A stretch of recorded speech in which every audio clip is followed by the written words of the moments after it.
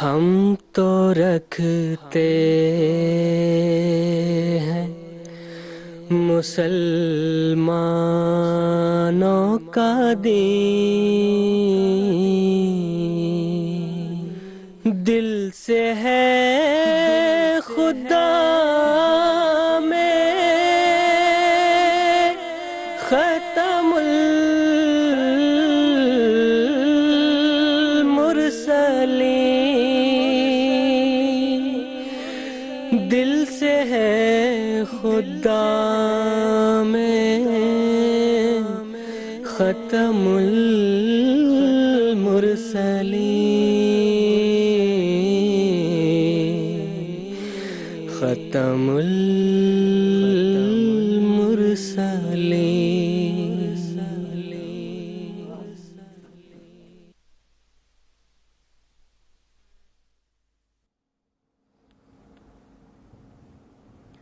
ഔസുബില്ലാഹിമിനശ്ശൈത്താനിർ ബിസ്മില്ലാഹിർറഹ്മാനിർറഹീം. പ്രിയ പ്രേക്ഷകരെ, അസ്സലാമു അലൈക്കും വറഹ്മത്തുള്ളാഹി വബറകാതുഹു. ഇന്ന് 21 സെപ്റ്റംബർ 2024 ഇന്ത്യയിൽ രാത്രി 10 മണിയാണ്. GMT അടിസ്ഥാനത്തിൽ 4:30 മണിയാണ്. ഈ സമയം പ്രോഗ്രാം രാഹയുദയുടെ സമയമാണ്. ഖാദിയാനിൽ നിന്ന് ലൈവ് ഡിസ്കഷൻ പ്രോഗ്രാമായിട്ടാണ് രാഹയുദ വരിക. 4 സീരീസ് ആയിട്ടാണ് ഈ ഒരു പ്രോഗ്രാം ഉള്ളത്. നമ്മുടെ റെഗുലർ വ്യൂവേഴ്സ് അറിയുന്നതാണ്. ഈ പ്രോഗ്രാം ലൈവ് ആയതോടൊപ്പം തന്നെ അത് ഇൻട്രാക്റ്റീവ് പരിപാടിയാണ്. പ്രിയ പ്രേക്ഷകർ തങ്ങളുടെ ചോദ്യങ്ങൾ ഇവിടെ ഉന്നയിക്കാൻ അവർക്ക് സാധിക്കുന്നതാണ്. ടെലിഫോൺ മുഖാന്തരവും അതുപോലെ തന്നെ ടെക്സ്റ്റ് മെസ്സേജിൻ്റെ മുഖാന്തരവും ഞങ്ങളുമായി ബന്ധപ്പെടാൻ സാധിക്കുന്നതാണ്. ഇമെയിലിൻ്റെ സംവിധാനവുമുണ്ട്.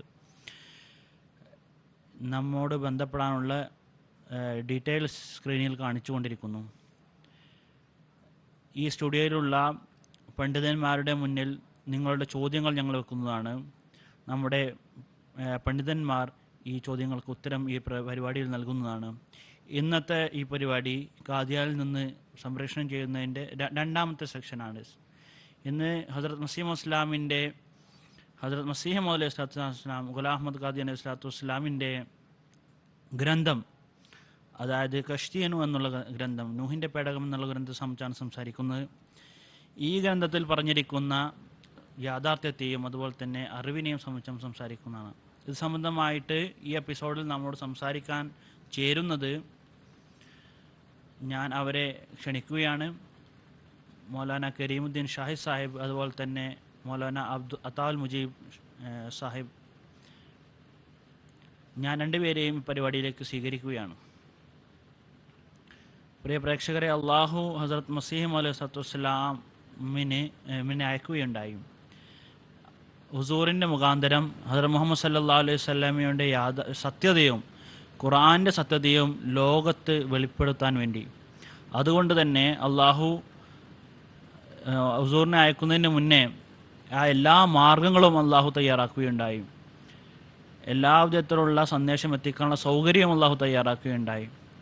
നബി തിരുമേനി ഹസ്രത്ത് മുസ്ലിം ഇസ്ലാമിൻ്റെ ഗ്രന്ഥങ്ങൾ മുഖാന്തരം ഒരു വലിയൊരു ലോകം ഇസ്ലാമിലേക്ക് വരികയുണ്ടായി. പ്രിയ പ്രേക്ഷകരെ, ഞാൻ ഇന്നത്തെ എപ്പിസോഡിലെ ആദ്യത്തെ ചോദ്യം ബഹുമാനപ്പെട്ട മൗലാന കരീമുദ്ദീൻ ഷാഹിദ് സാഹിബിനാണ് ചോദിക്കാൻ ആഗ്രഹിക്കുന്നത്. ഹസ്രത്ത് മസീഹ് മൗഊദ് അലൈഹി വസ്സലാം, അതായത് മോക്ഷം ലഭിച്ച കൂട്ടരിൽ പ്രവേശിക്കുന്നതിന് വേണ്ടിയിട്ട് എന്തെല്ലാം നിബന്ധനകളാണ് പറഞ്ഞിരിക്കുന്നത്? ജസാക്കല്ലാഹ്. പ്രിയപ്പെട്ട പ്രേക്ഷകരെ, അസ്സലാമു അലൈക്കും വറഹ്മത്തുള്ളാഹി വബറകാതുഹു. നിങ്ങൾ പല പ്രാവശ്യം കേട്ടിട്ടുള്ള കാര്യമാണ്. ഞാനിത് പറയാൻ അത്യന്താപേക്ഷിതമാണ് കരുതുന്നു.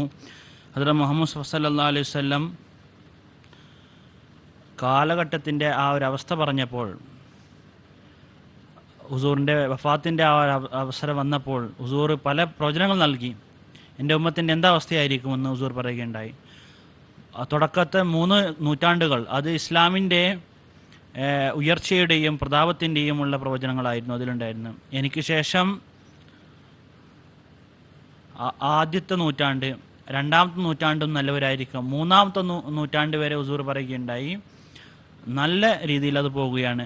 പിന്നെ ഹുസൂർ പറയുകയുണ്ടായി ഫേജ് ആവജിൻ്റെ കാലഘട്ടം, അതായത് തെറ്റുകളും തിന്മയും അതിൽ കടന്നുകൂടുന്നതാണ്. പിന്നെ പറയുകയുണ്ടായി, നിങ്ങൾ നോക്കുക, ബനി ഇസ്രായേലിലുള്ള പല കക്ഷികൾ ഉണ്ടായിരുന്നു ഈസാ അലൈഹി ഇസ്ലാമിൻ്റെ കാലഘട്ടത്തിൽ. 72 കക്ഷികളായി തിരിഞ്ഞിരുന്നു അവർ. പക്ഷെ എൻ്റെ ഉമ്മത്ത് 73 കക്ഷികളായി പിരിയുന്നതാണ്. എല്ലാ കക്ഷികളും പറയുന്നതാണ്, അതായത് എല്ലാവരും തിന്മയിലാണ്, ഞങ്ങളാണ് നല്ലത്, ഞങ്ങളാണ് സ്വർഗസ്ഥരായ കൂട്ടെന്ന് പറയുന്നു. എല്ലാ കക്ഷികളും അത് തന്നെയാണ് പറയുന്നത്. പക്ഷേ എല്ലാവരും പറയുന്നു തങ്ങളാണ് സ്വർഗസ്ഥരായ കൂട്ടരെന്ന്. പക്ഷേ അവർ ഒരിക്കലും ഈ ഒരു വാദം ഒരു ദൈവികമായിട്ടുള്ള നിയുക്തൻ്റെ മുഖാന്തരമല്ല പറയുന്നത്. ദൈവം സ്ഥാപിച്ച ഒരു സംഘമാണ് ഞങ്ങളെന്ന് ആരുടെയും വാദമില്ല. അവരുടെ താങ്കളുടെ പണ്ഡിതന്മാരെയാണ് അവർ മുന്നിൽ വെക്കുന്നത്. പക്ഷേ ഈ കാലഘട്ടത്തിൽ നോക്കുക, വളരെയധികം അത്ഭുതമാണ്. ഇന്ന് എല്ലാ കക്ഷികളും ജമാഅത്ത് അഹ്മദിയുടെ എതിരിലാണ് നിൽക്കുന്നത്. എല്ലാ പണ്ഡിതന്മാരും അവർ പറയുന്നു, അതായത് ഈ അഹ്മദികൾ അവരാണ് ഈ ഒരു അവർ ഇസ്ലാമിൽ നിന്ന് അവർ പുറത്താക്കാൻ ശ്രമിക്കുന്നു. 1974 ആ ഒരു അസംബ്ലിയിൽ അവർ വിളംബരം ചെയ്യുകയുണ്ടായി. 73 കക്ഷികൾ അതിൽ ഞങ്ങളെല്ലാവരും മുസ്ലിങ്ങളാണ്, ആ ഒരു അഹ്മദികൾ മാത്രമാണ് മുസ്ലിങ്ങളെന്ന് അവർ പ്രഖ്യാപിക്കുകയുണ്ടായി. നബി തിരുമേനി സ്വല്ലല്ലാഹു അലൈഹി വസല്ലം പറയുകയുണ്ടായി, എൻ്റെ ഉമ്മത്ത് 73 കക്ഷികളായി പിരിയുന്നതാണ്, അത് പൂർത്തിയായി കഴിഞ്ഞിരിക്കുന്നു. ഇത് പൂർത്തിയാക്കുന്ന ആൾക്കാർ നമ്മുടെ പണ്ഡിതന്മാർ തന്നെയാണ്. നബി തിരുമേനി സ്വല്ലല്ലാഹു അലൈഹി വസല്ലം പറയുകയുണ്ടായി, അവസാനം ഈ എല്ലാ കക്ഷികളിൽ നിന്ന് യഥാർത്ഥ മോക്ഷമായിട്ടുള്ള കക്ഷി ആരായിരിക്കും? അവിടുന്ന് പറയുകയുണ്ടായി, മാനാലി വസാബി, ഞാനും എൻ്റെ സഹാബാക്കളും എങ്ങനെയുള്ള ജീവിതമാണ് നയിക്കുന്നത്, അങ്ങനെയുള്ള സംഘമായിരിക്കും, അതായിരിക്കും അള്ളാഹുമായിട്ടുള്ള അങ്ങനെയുള്ള ബന്ധമായിരിക്കും അവരുടേത്. അള്ളാഹുവിനോടുള്ള സ്നേഹം ഉണ്ടായിരിക്കുന്ന ജനങ്ങളായിരിക്കും, ഇസ്ലാമിനെ പ്രചരിപ്പിക്കുന്ന ജനങ്ങളായിരിക്കും. നബി തിരുമേനി സ്വല്ലല്ലാഹു അലൈഹി വസല്ലം പ്രചരിപ്പിച്ചതുപോലെ അവരുടെ കാലഘട്ടത്തിൽ നോക്കുക, അവരെ വധിക്കുകയുണ്ടായി. പക്ഷെ അവർ ഇസ്ലാമിനെ ഉപേക്ഷിച്ചില്ല. അപ്പോൾ ഇന്ന് നോക്കുക, അഹമ്മദിയ മുസ്ലിം ജമാഅത്തിൻ്റെ കാര്യം എല്ലാ വിധത്തിലും ഇതെ നശിപ്പിക്കുവാനും ജമാഅത്തങ്ങളെ വധിക്കുവാനും ശ്രമിക്കുന്നു. പക്ഷേ ഒരിക്കലും ഇസ്ലാമിനെ കൈവിടുന്നില്ല. അള്ളാഹു കാലഘട്ടത്തിൻ്റെ ആ ഒരു ആവശ്യത മനസ്സിലായിക്കൊണ്ട് ഹദ്റത്ത് മസീഹ് ഇസ്ലാമിനെ കൃത്യമായ കാലഘട്ടത്തിൽ ഹദ്റത്ത് മസീഹ് ഇസ്ലാമായിട്ട് അയക്കുകയുണ്ടായി, ഈ ലോകത്ത് അയക്കുകയുണ്ടായി. അതുപോലെ തന്നെ യഹൂദികളുടെ 72 കക്ഷികളായതുപോലെ തന്നെ ഈ കാലഘട്ടത്തിൽ ഹദ്റത്ത് മസീഹ് ഇസ്ലാം വന്നപ്പോൾ എങ്ങനെയുള്ള കാലഘട്ടമാണെന്നാൽ യഹൂദി പണ്ഡിതന്മാരെ പോലെ പണ്ഡിതന്മാർ എങ്ങനെ ഈസാ അലൈഹി ഇസ്ലാമിനെ നിരാകരിച്ചോ അതുപോലെ ഹദ്റത്ത് മസീഹ് ഇസ്ലാമിനെ മുസ്ലിം പണ്ഡിതന്മാർ നിരാകരിക്കുകയുണ്ടായി. ഇനി മറ്റൊരു കാര്യം, ഈസാ അലൈഹി ഇസ്ലാമിനെ ആകാശത്ത് അവർ വെച്ചിരിക്കുകയാണ്. വിശുദ്ധ ഖുർആനിൽ വ്യക്തമായി പറയുന്നു ഈസാ അലൈഹി ഇസ്ലാം വഫാത്തായി പോയിരിക്കുന്നുവെന്ന്. ഹദീസിൽ ഒരു ദുർബലമായ ഹദീസ് പോലുമില്ല ഈസാ അലൈഹി ഇസ്ലാം ആകാശത്തേക്ക് പോയി എന്ന് പറയുന്ന. ചില വാക്കുകളെ അവർ എടുത്തുകൊണ്ട് ഈസാ അലൈഹി ഇസ്ലാമിനെ ആകാശത്തേക്ക് ഉയർത്താൻ ശ്രമിക്കുന്നു. ഈസാ അലൈഹി ഇസ്ലാമിനെ ലോകത്തിന് വെച്ചുകൊണ്ട് അള്ളാഹുവിന് സംരക്ഷിക്കാൻ സാധ്യമാവുന്ന അള്ളാഹു ശക്തനായ ദൈവമാണ്. നാം പറയുന്നു ഈസാ അലൈഹി ഇസ്ലാം അള്ളാഹു പ്രകൃതപരമായിട്ടുള്ള മരണം നൽകുകയുണ്ടായി. അവിടുന്ന് ഹിജ്റത്ത് ചെയ്തുകൊണ്ട് മെല്ലെ മെല്ലെ സമർക്കന്ത് മുഖാന്തരം കശ്മീരിലേക്ക് ഈസാ അലൈഹി ഇസ്ലാം പോവുകയുണ്ടായി. പിന്നെ ഖാനിയാറിൽ അദ്ദേഹത്തിൻ്റെ ഖബറുണ്ട്. അവർ അത് വിശ്വസിച്ചാലും വിശ്വസിച്ചില്ലെങ്കിലും അത് മറ്റേ കാര്യമാണ്. എന്തായാലും ഈ കാലഘട്ടത്തിൽ ഹദ്റത്ത് മസീഹ് ഇസ്ലാമിൻ്റെ മസീഹ് ഇസ്ലാം പറയുന്നു, അള്ളാഹു പറയുന്നു എന്ന് പറയുകയുണ്ടായി, എന്നെ സ്വീകരിക്കാത്ത കാരണം കൊണ്ട് നിങ്ങളുടെ മുകളിൽ ശിക്ഷ ഇറങ്ങുന്നതാണ്. സൂര്യചന്ദ്രഗ്രഹണങ്ങൾ ഈ എല്ലാ അടയാളങ്ങളും പൂർത്തിയായിരിക്കുന്നു. ജനങ്ങൾ പറയാൻ തുടങ്ങി ഇത് മുന്നും ഉണ്ടായ കാര്യങ്ങളാണ്, ഇത് വല്ല അടയാളമൊന്നുമല്ല എന്ന് പറയാൻ തുടങ്ങി. ഷസൂർ പറഞ്ഞു അതേ കാലഘട്ടത്തിൽ അത് സംഭവിക്കുക. റമദാൻ മാസത്തിൽ ആ ഒരു സൂര്യചന്ദ്രഗ്രഹണം നടക്കുക അതടയാളമാണ്. മുന്നേയും ഗ്രഹണം സംഭവിച്ചിട്ടുണ്ടെങ്കിൽ ഒരു വാദം ഉന്നയിക്കുന്ന ആളില്ലെങ്കിൽ അത് അടയാളമല്ല. പക്ഷെ ഇപ്പോൾ വാദം ഉന്നയിച്ച ആ ഒരു വ്യക്തി, അതായത് ഞാനിവിടെയുണ്ട്. എന്തായാലും ഇതെല്ലാം ഹുസൂർ തിരുമനസിനെ കശ്ഫിൽ കാണിക്കുകയുണ്ടായി. അതായത് മലക്കുകൾ ഒരു വൃത്തിഹീനമായിട്ടുള്ള ഒരു ചെടികൾ നടുന്നതായിട്ട് ഹുസൂർ ചോദിക്കൊണ്ട് ഇത് എന്ത് ചെടികളാണ് എന്ന്. അപ്പം മലക്കുകൾ പറയുകയുണ്ടായി ഇത് താവൂൻ, അതായത് പ്ലേഗിൻ്റെ ചെടികളാണെന്ന്. അങ്ങനെ ഹുസൂറിൻ്റെ പ്രവചനപ്രകാരം ആ ഒരു പ്ലേഗ് തുടങ്ങുകയുണ്ടായി. അത് ഇസ്ലാം പറയുകയുണ്ടായി അള്ളാഹു ഈ ഒരു പ്രസ്ഥാനത്തെ അള്ളാഹുവാണ് സ്ഥാപിച്ചത്. ഹദ്റത്ത് മസീഹ് ഇസ്ലാമിൻ്റെ ജമാഅത്തിന് നൽകപ്പെട്ട ആ ഒരു സഹായം അത് അള്ളാഹു ഈ ഒരു പ്ലേഗ് മുഖാന്തരം സ്ഥാപിക്കുന്നതാണ്. അങ്ങനെ ജനങ്ങൾ താവൂൻ്റെ ആ ഒരു ഇഞ്ചക്ഷൻ വെക്കാൻ തുടങ്ങിയപ്പോൾ ഹുസൂർ പറയുകയുണ്ടായി ജമാഅത്തിലെ ആരും തന്നെ ആ ഒരു ഇഞ്ചക്ഷൻ വെക്കരുത് എന്ന്. ആരാണോ എൻ്റെ ഈ ഒരു 4 ചുവരിൽ വസിക്കുന്നത് അവരെ ഈ പ്ലേഗിൽ നിന്ന് അള്ളാഹു സംരക്ഷിക്കുന്നതാണെന്ന് അവിടുന്ന് പറയുകയുണ്ടായി. ഹുസൂർ പറയുകയുണ്ടായി ഇത് മണ്ണ് കൊണ്ടുണ്ടാക്കിയ വീടല്ല, പക്ഷേ എൻ്റെ ജമാഅത്തിൽ പ്രവേശിച്ചിട്ടുള്ള, എൻ്റെ ജമാഅത്തിൽ ഞാൻ പറഞ്ഞിരിക്കുന്ന ആ ഒരു അമലുകൾ ചെയ്യുന്ന ജനങ്ങൾ, കർമ്മങ്ങൾ ചെയ്യുന്ന ജനങ്ങൾ അവർ സംരക്ഷിക്കപ്പെടുന്നതാണ്. അവിടുന്ന് ചുരുക്കത്തിൽ പറയാൻ ആഗ്രഹിക്കുന്നത്, അവിടുന്ന് പറയുകയുണ്ടായി മോക്ഷമായിട്ടുള്ള ജനങ്ങൾ ആരാണോ ദൃഢമായി വിശ്വസിക്കുന്നത് മുഹമ്മദ് സല്ലല്ലാഹു അലൈഹി വസല്ലം എല്ലാ സൃഷ്ടിജാലത്തിൻ്റെയും ഇടയിൽ ശുപാർശകർക്കാരനാണെന്ന് വിശ്വസിക്കുന്നവർ, ആകാശത്തിനുകളിൽ ആ പുണ്യാത്മാവിൻ്റെ പദവിയിലുള്ള മറ്റൊരു നബിയുമില്ലെന്ന് വിശ്വസിക്കുന്നവരാണ്. നബി തിരുമേനി സല്ലല്ലാഹു അലൈഹി വസല്ലം നബുവത്ത്, അതുപോലെ തന്നെ നബി സല്ലല്ലാഹു അലൈഹി വസല്ലമിൻ്റെ എന്നെ കിടപിടിക്കുന്ന മറ്റൊരു റസൂലും നബിയുമില്ല. അതുപോലെ തന്നെ ആകാശത്തിന് കീഴിൽ ഖുർആനെ പോലുള്ള മറ്റൊരു ഗ്രന്ഥവുമില്ല. ആർക്ക് വേണ്ടിയിട്ടും അള്ളാഹു ആഗ്രഹിച്ചിട്ടില്ല അവൻ എന്നെന്നും ജീവിച്ചിരിക്കണം എന്ന്. പക്ഷേ അള്ളാഹു ആ ഒരു നബി സല്ലല്ലാഹു അലൈഹി വസല്ലം എന്നെന്നും ജീവിച്ചിരിക്കണമെന്ന് ആഗ്രഹിച്ചു. എങ്ങനെയാണ് അള്ളാഹു അത് ആഗ്രഹിച്ച് എന്നേക്കുമായിട്ട് അദ്ദേഹത്തിൻ്റെ ശരീഅത്തിൻ്റെ അനുഗ്രഹം അള്ളാഹു നിലനാട്ടുകയുണ്ടായി. അദ്ദേഹം ആത്മീയ പരിപൂർത്തനത്തിന് വേണ്ടിയിട്ട് അള്ളാഹു ഈ കാലഘട്ടത്തിൽ വാഗ്ദത്ത മസീഹിനെ ലോകത്തെ അയച്ചിരിക്കുന്നുവെന്നും ദൃഢമായി വിശ്വസിക്കുന്നവരായിരിക്കും മോക്ഷം പ്രാപിച്ചവർ. ഇവിടെ മറ്റൊരു കാര്യം ഞാൻ പറയാൻ ആഗ്രഹിക്കുന്നത്, നബി തിരുമേനി സല്ലല്ലാഹു അലൈഹി വസല്ലമിന് അള്ളാഹു മൂസ അലൈഹി ഇസ്ലാമുമായിട്ട് സാമ്യത പറഞ്ഞിരിക്കുന്നു.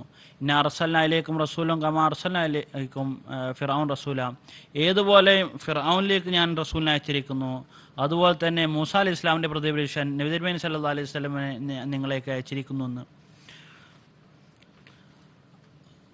അതുകൊണ്ട് തന്നെ ഈ ഒരു ശൃംഖല അത് മൂസയുടെ ശൃംഖലവുമായിട്ട് ബന്ധപ്പെട്ടിരിക്കുന്നു. മൂസ അലൈഹി ഇസ്ലാമിൻ്റെ 1400 വർഷങ്ങൾക്ക് ശേഷം മസീഹ് അലൈഹി ഇസ്ലാം ലോകത്തേക്ക് വരികയുണ്ട്. അതായത് ഈസാ അലൈഹി ഇസ്ലാം.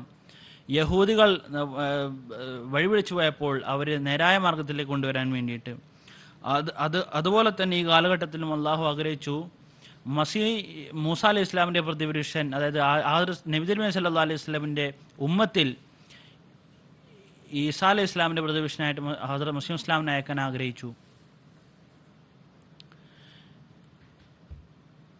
നോക്കുക, 1400 വർഷങ്ങൾ കഴിഞ്ഞിരിക്കുന്നു. മസീഹ് വന്നില്ല, ഇനി വരികയുമില്ല ആകാശത്ത് നിന്ന്. ഹുസൂർ പറയുകയുണ്ടായി നിങ്ങൾ ഓർത്തുകൊള്ളുക, ഒരാളും ആകാശത്തേക്ക് പോയിട്ടുമില്ല, ആകാശത്തിന് വരികയുമില്ല. അവിടുന്ന് പറയുകയുണ്ടായി നിങ്ങൾ തലയടിച്ചുകൊണ്ട് കരഞ്ഞുകൊള്ളുക, പക്ഷെ ആകാശത്ത് നിന്ന് ആരും തന്നെ വരികയില്ല.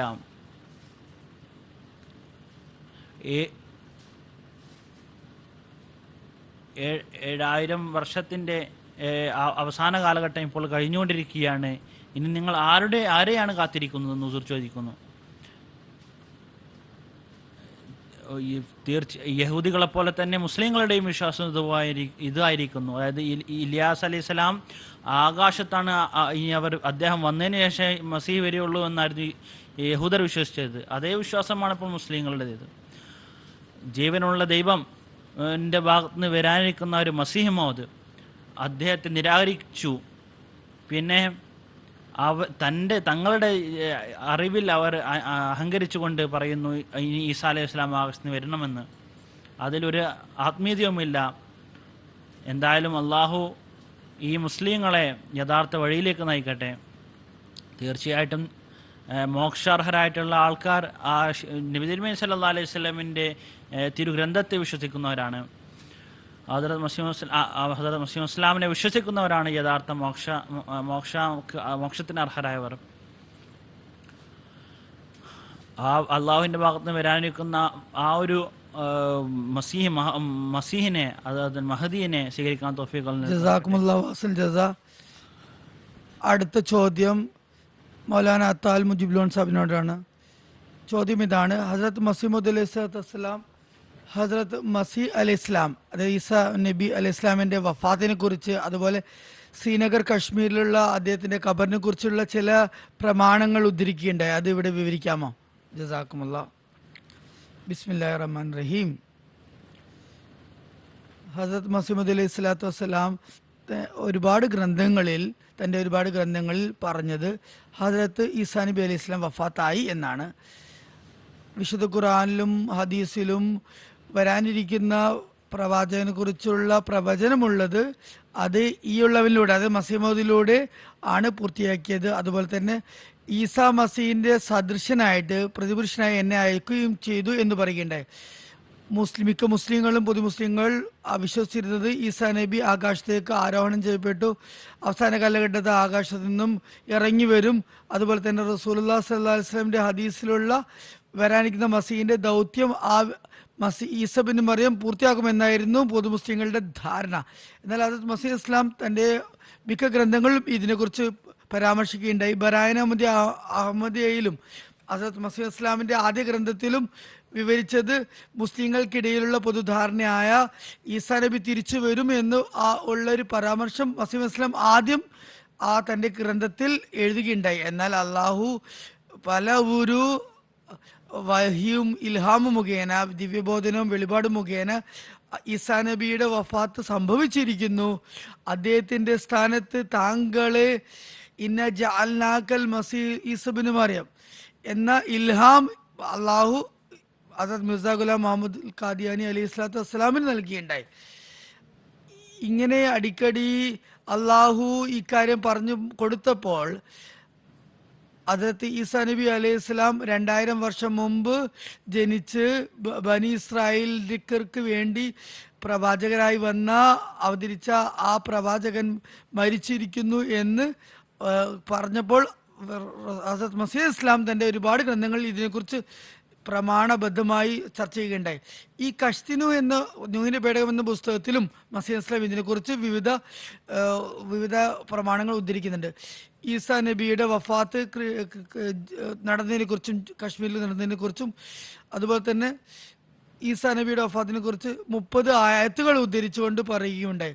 ഈ ഗ്രന്ഥത്തിൽ പറഞ്ഞത് ഈസാ നബി വഫാത്തായി, അദ്ദേഹത്തിന്റെ ഖബർ ശ്രീനഗർ കശ്മീരിലുണ്ട് എന്നാണ്. അതുപോലെ പറയുകയുണ്ടായി, വിശുദ്ധ ഖുർആനിലുള്ള ആയത്ത്, ഞാൻ വിവരിക്കുന്ന ആയത്തുകൾ ഇത് അദ്ദേഹത്തിന്റെ വഫാത്തിനെ സൂചിപ്പിക്കുന്നില്ലെങ്കിൽ ഈ അദ്ദേഹത്തിന്റെ വഫാത്തിനെ കുറിച്ച് വിശുദ്ധ ഖുർആനിൽ എവിടെയാണ് പരാമർശമുള്ളത്? അതുപോലെ തന്നെ മറ്റൊരു കാര്യം പറഞ്ഞത് റസൂലുള്ളാഹി സ്വല്ലല്ലാഹു അലൈഹി വസല്ലം എന്ന ഒരു മഹത്തായ പ്രവാചകനെ കുറിച്ച് ഈ വിശുദ്ധ ഖുർആൻ തന്നെ പറഞ്ഞു, അദ്ദേഹത്തിന്റെ വഫാത്ത് സംഭവിക്കും. സൂറ ആലി ഇമ്രാനിൽ ആ മഹാത്മാവിന്റെ വഫാത്തിനെ കുറിച്ച് പറയുന്നുണ്ട്. ആ സമയത്ത് എന്തായിരുന്നു അവസ്ഥ എന്ന് ചരിത്രത്തിലും വന്നിട്ടുണ്ട്. ഏതായാലും റസൂലുള്ളാഹി സ്വല്ലല്ലാഹു അലൈഹി വസല്ലം വഫാത്തിനെ കുറിച്ചും വിശുദ്ധ ഖുർആനിൽ പരാമർശമുണ്ട്. അതുകൊണ്ട് മസീഹ് ഇസ്ലാം പറഞ്ഞു, റസൂലുള്ളാഹി സ്വല്ലല്ലാഹു അലൈഹി വസല്ലമിന്റെ വഫാത്തിനെ കുറിച്ച് പരാമർശമുണ്ടെങ്കിൽ ഈസാ നബിയെ കുറിച്ചുള്ള വഫാത്തിന്റെ പരാമർശം ഏതാണ്? ഞാൻ അവതരിപ്പിക്കുന്ന ആയത്തുകൾ നിങ്ങൾ അത് വ്യാഖ്യാനിച്ചുകൊണ്ട് ആകാശത്തിലേക്ക് സ്ഥൂലദേഹത്തോടെയാണ് ഉയർത്തപ്പെട്ടതെന്ന് പറയുന്നു. എന്നാൽ വഫാത്തിനെ കുറിച്ച് എവിടെയാണ് പരാമർശമുള്ളത്? കാരണം ഒരാൾ ഭൂമിയിൽ ജനിച്ചാൽ മരിക്കണ്ടേ? എന്നിട്ട് തുടർന്ന് പറഞ്ഞു, റസൂലുള്ളാഹി സ്വല്ലല്ലാഹു അലൈഹി വസല്ലം സാക്ഷ്യം വഹിച്ചത് റസൂലുള്ളാഹി സ്വല്ലല്ലാഹു അലൈഹി വസല്ലമിന്റെ മിഅ്റാജ് സംഭവത്തെ കുറിച്ച് പറഞ്ഞത്. മിഅ്റാജിൽ പോയപ്പോൾ റസൂലുള്ളാഹി സ്വല്ലല്ലാഹു അലൈഹി വസല്ലം ഹദ്റത്ത് ഈസാ അലൈഹി ഇസ്ലാമിനെ മരണപ്പെട്ട പ്രവാചകന്മാരുടെ ഇടയിലാണ് കണ്ടത്. ഹദ്റത്ത് ആദം അലൈഹി ഇസ്ലാം, ഹദ്റത്ത് ഇബ്രാഹിം അലൈഹി ഇസ്ലാം, ഹദ്റത്ത് മൂസ അലൈഹി ഇസ്ലാം, ഹദ്റത്ത് യഹ്യ അലൈഹി ഇസ്ലാം എന്നിവരുടെ കൂട്ടത്തിലാണ് കണ്ടത്, ഈസാ നബിയും കണ്ടത്. അങ്ങനെ റസൂലുള്ളാഹി സ്വല്ലല്ലാഹു അലൈഹി വസല്ലം സാക്ഷ്യം വഹിക്കുന്നത് ഈസാ നബി വഫാത്തായവരിൽ പെട്ടവനാണ് എന്നാണ്. അതുപോലെ തന്നെ മസീഹ് മൗഊദ് അലൈഹി ഇസ്ലാം വിശുദ്ധ ഖുർആന്റെ ഒരായത്തും പരാമർശിക്കുകയുണ്ട്. ഇതിൽ ഫലമ്മാ തവഫൈതനി എന്ന വാക്കുള്ള സൂറ മാഇദയിലുള്ള 117 മുതൽ 119 വരെയുള്ള ആയത്തുകളുടെ വിഷയത്തെക്കുറിച്ച് ഹദ്റത്ത് മസീഹ് ഇസ്ലാം പറയുകയുണ്ടായി. ഇതിൽ അള്ളാഹു ഫലമ്മാ തവഫൈതനി എന്ന് ഹദ്റത്ത് ഈസാ നബി അലൈഹി ഇസ്ലാമിനെ കുറിച്ച് പറഞ്ഞതിൽ നിന്ന് വ്യക്തമാകുന്നത് ഹദ്റത്ത് ഈസാ അലൈഹി ഇസ്ലാം വഫാത്തായി എന്നാണ്. അതിൻ്റെ വിശദാംശങ്ങൾ പറയാം. ഇത് സൂറത്തുൽ മാഇദയിലുള്ള ആയത്ത് 117, 119 വരെ, 17 മുതൽ 119 വരെയുള്ള ആയത്തുകളാണ് പറഞ്ഞത്. അതിൻ്റെ തർജ്ജമ ഇപ്പോൾ വായിച്ചേൽപ്പിക്കാം. ഖിയാമത്ത് നാളിൽ അള്ളാഹു ഈസാ നബിയെ അഭിസംബോധന ചെയ്തുകൊണ്ട് ചോദിക്കും, നീ നിന്റെ ജനങ്ങളോട് നിന്നെയും നിന്റെ മാതാവിനെയും ആരാധ്യരാക്കാൻ വേണ്ടി, അള്ളാഹുവിനെ ഉപേക്ഷിച്ചുകൊണ്ട് ആരാധ്യരാക്കാൻ വേണ്ടി പറഞ്ഞിട്ടുണ്ടോ എന്ന് ചോദിക്കുന്നു. ഇത് അള്ളാഹുവിൻ്റെയും അതുപോലത്തെ ഈസാ നബിയുടെയും ഇടയിലുള്ള സംഭാഷണമാണ്. അള്ളാഹു ചോദിക്കും. അപ്പോൾ ഈസാ അലൈഹി ഇസ്ലാം മറുപടിയായി നൽകും, സുബ്ഹാനക മാ യകൂനു ലി അൻ അഖൂലു മാ ലൈസ ലി ഹഖ്. അള്ളാഹു പരിശുദ്ധനാണ്, എനിക്ക് നീ പറഞ്ഞു തരാത്ത കാര്യം പറയാൻ എനിക്കൊരു അവകാശവുമില്ല. ഇൻ കുന്തു ഖുൽതുഹു ഫഖദ് അലിംത. ഇനി ഞാൻ അവരോട് അങ്ങനെ പറഞ്ഞിട്ടുണ്ടെങ്കിൽ നിനക്ക് അതേക്കുറിച്ച് അറിയാമായിരുന്നല്ലോ. തഅലമു മാഫി നഫ്സി വലാ അലമു മാഫി നഫ്സിക്. എൻ്റെ ഹൃദയത്തിലുള്ളത് നിനക്കറിയാം, എൻ്റെ എല്ലാ രഹസ്യങ്ങളും നിനക്കറിയാം, എന്നാൽ നിന്റെ ഹൃദയത്തിലുള്ളത്, നിന്റെ ഉള്ളിലുള്ളത് എനിക്കറിയില്ല. ഇന്നക അൻത അല്ലാമുൽ ഗുയൂബ്. നീ എല്ലാ അദൃശ്യ കാര്യങ്ങളുടെയും അറിവുള്ളവനാണ്. മാ ഖുൽതു ലഹും ഇല്ലാ മാ അമർതുഹും ബിഹി. ഞാൻ നീ എന്നോട് പറഞ്ഞ കാര്യം മാത്രമേ, നീ കൽപ്പിച്ച കാര്യം മാത്രമേ അവരോട് പറഞ്ഞിട്ടുള്ളൂ. അനിഅബ്ദുല്ലാഹി റബ്ബി വ റബ്ബുക്കും. എൻ്റെ റബ്ബിനെ, എൻ്റെ നാഥനെയും നിങ്ങളുടെയും റബ്ബിനെ, നാഥനെ ആരാധിക്കുക. ഫകുന്തു അലൈഹിം ഷഹീദൻ മാ ദുംതു ഫീഹിം. നീ എന്നെ കൂടാതെ മറ്റാരെയും ആരാധ്യരാക്കരുത് എന്നതിന് ഞാൻ സാക്ഷിയാണ്. ഫലമാ തൗഫീഖിനി കുന്ത അൻത റഖീബ് അലൈഹി. എന്നാൽ എനിക്ക് നീ മരണം നൽകിയ ശേഷം അവരെന്താണ് ചെയ്തത് എന്നതിനെക്കുറിച്ച് എനിക്കൊന്നും അറിയില്ല.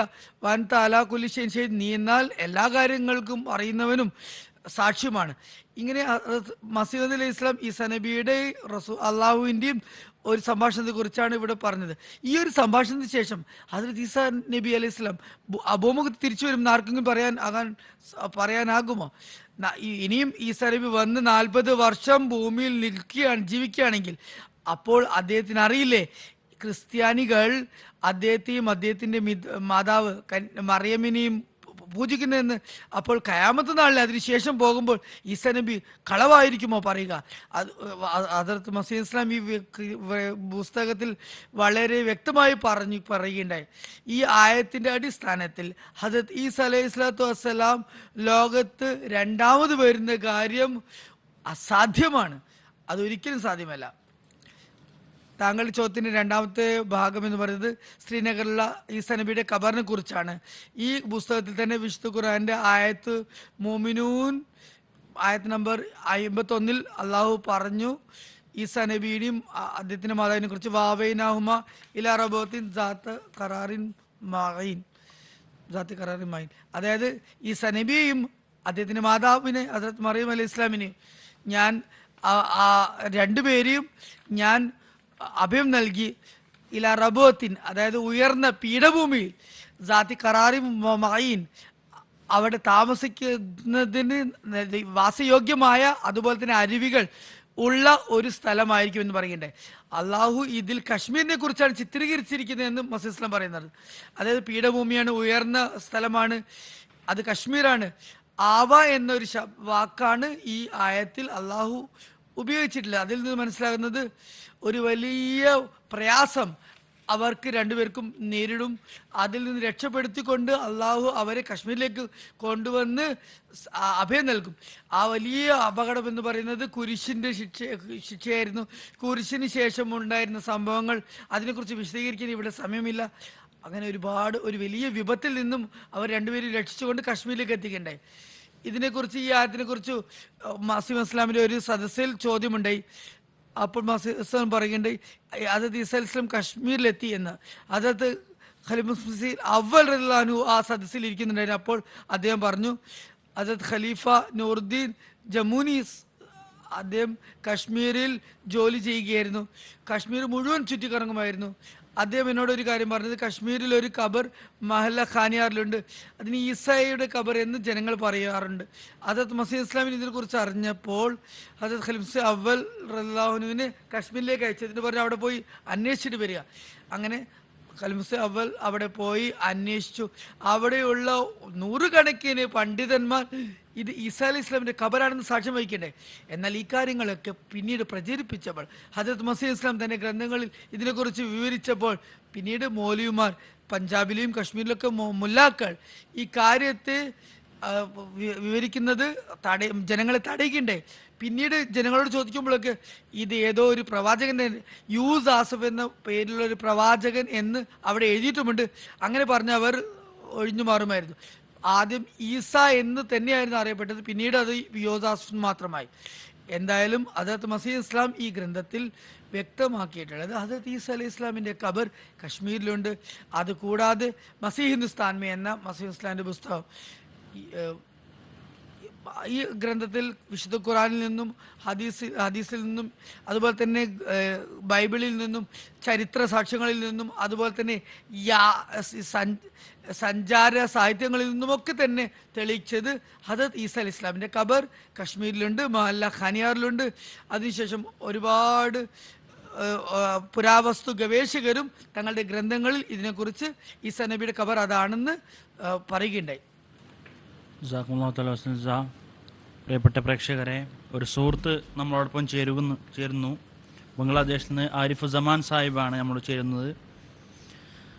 നമുക്ക് അദ്ദേഹത്തിൻ്റെ ചോദ്യം കേൾക്കാം. അസ്സലാമു അലൈക്കും വറഹ്മത്തുള്ളാഹി വബറകാതുഹു. ആരിഫുസമാൻ സാഹിബ്. വഅലൈക്കും അസ്സലാം വറഹ്മത്തുള്ളാഹി വബറകാതുഹു.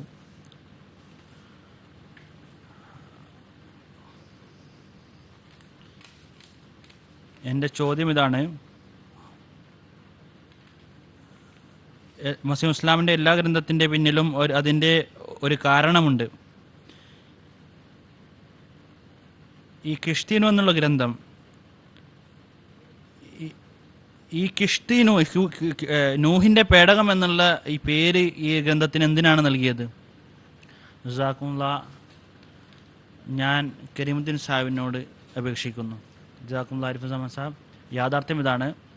വിശുദ്ധ ഖുർആൻ താങ്കൾ വായിച്ചിട്ടുണ്ടായിരിക്കും. അതിൽ നൂഹ് അലൈഹി ഇസ്ലാമിൻ്റെ കാലഘട്ടത്തെ സംബന്ധിച്ച് നൂഹ് അലൈഹി ഇസ്ലാമിനെ എതിർക്കുകയുണ്ടായി. അദ്ദേഹത്തെ വിശ്വസിച്ചില്ല. അള്ളാഹു വഹിയിൽ അറിവ് നൽകുകയുണ്ടായി, ഒരു പേടകമുണ്ടാക്കുക, നിന്നെ വിശ്വസിച്ചവർ അവരെ അതിൽ യാത്ര ചെയ്യിപ്പിക്കുക. അങ്ങനെ ആ ഒരു വെള്ളപ്പൊക്കത്തിൽ നിന്നെ വിശ്വസിക്കുന്നു രക്ഷപ്പെടുന്നതാണ്. ഖുറാനിൽ ഇത് സംബന്ധിച്ച് പറയുന്നു. ആ ഒരു പേടകമുണ്ടാക്കുമ്പോൾ ജനങ്ങളൊന്ന് അദ്ദേഹത്തെ കളിയാക്കുമായിരുന്നു. ഇവിടെ ഒരു ഉണങ്ങിയ ഭൂമിയിൽ എങ്ങനെയാണ് ഒരു വെള്ളപ്പൊക്കം വരിക എന്നത് നിങ്ങൾ കണ്ടുകൊള്ളുക, അള്ളാഹുവിൻ്റെ അടയാളമാണെന്ന് അദ്ദേഹം പറയുകയുണ്ടായി. അങ്ങനെ അള്ളാഹു ഈ കാലഘട്ടത്തിലും ആ ഒരു പ്ലേഗിൻ്റെ ആ ഒരു രോഗം അത് ഫലമായിട്ട് ആയിരക്കണക്കിന് ആൾക്കാർ നശിക്കുകയുണ്ടായി. ഹദരത്ത് മസീഹ് ഇസ്ലാം പറയുകയുണ്ടായി, ഏതുപോലെ നൂഹ് അലൈഹി ഇസ്ലാമിൻ്റെ കാലഘട്ടത്തിൽ ആരൊക്കെയാണോ സഞ്ചരിച്ചത് അവരെല്ലാം രക്ഷപ്പെടുകയുണ്ടായി.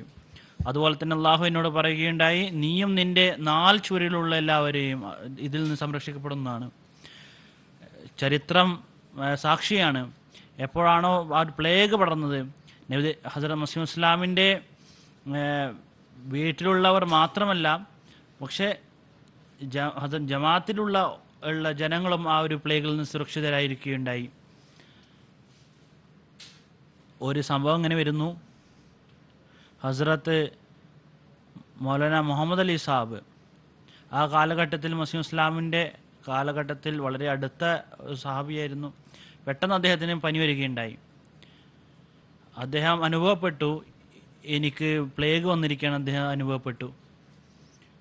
ജനങ്ങൾ ഹസ്രത്ത് മുസ്ലിം ഇസ്ലാമിനോട് ഇതിന് അറിവ് നൽകുകയുണ്ടായി. ഇത് സംബന്ധമായിട്ട് ഹുസൂർ അദ്ദേഹത്തിൻ്റെ അടുത്ത് വരികയുണ്ടായി, പറയുകയുണ്ടായി, താങ്കൾക്ക് പ്ലേഗ് വന്നിട്ടുണ്ടെങ്കിൽ ഞാൻ കള്ളവാദിയാണ്. അദ്ദേഹത്തിൻ്റെ കൈ പിടിക്കുകയുണ്ടായി, ഞരമ്പ് പിടിക്കുകയുണ്ടായി. അതിനുശേഷം പെട്ടെന്ന് തന്നെ ഒരു പനി അത് വിടുകയുണ്ടായി. അള്ളാഹു ഹസ്രത്ത് മുസ്ലിം ഇസ്ലാമിൻ്റെ സഹാബാക്കൾക്കും മുസ്ലിം ഇസ്ലാമിനെ പിൻപറ്റിയവർക്കും ആ ഒരു പ്ലേഗിൽ നിന്ന് അള്ളാഹു സംരക്ഷണം നൽകുകയുണ്ടായി. ആരൊക്കെയാണോ ജമാഅത്തിൽ പ്രവേശിച്ചത് അവരെല്ലാവരും സുരക്ഷിതരാവുകയുണ്ടായി.